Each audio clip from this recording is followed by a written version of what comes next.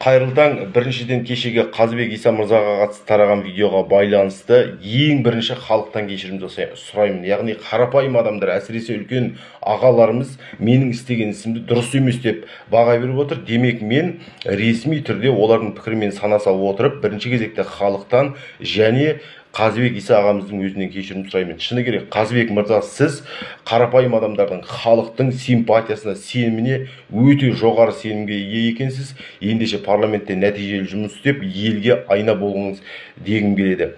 Екіншіден ескерту, бұл видеоны мен қандай да бір ұйымдардың немесе бір жекелеген адамдардың ықпалымен түсірген жоқпын, өзімнің ерікті түрде түсіргенімді мойындаймын. Үшіншіден, менің кешірімімді сіз қабылдайсыз ба, қабылдамайсыз ба, Қазыбек аға, ол өз еркіңізде. Дегенмен, егер қабылдамасаңыз, онда заңда көрсетілген жазаны ер азамат ретінде мойныммен көтеруге дайынмын.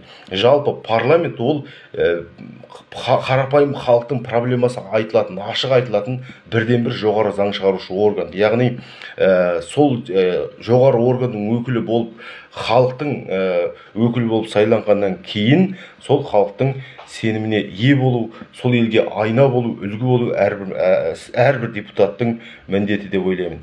Екіншіден, тағы да айтарым, менің де ісім және сіздің де ісіңіз өзге адамдарға және жалпы қоғамға сабақ болса екен деймін. Бәр нәрсенің барлығы жақсы болуы мүмкін емес. Сондықтан пендеміз, қателесеміз. Тағы да кешірім өтінемін, әсіресе халықтан және сіздің өзі жеке басыңыздан. Парламентте нәтижелі жұмыс істеңіз.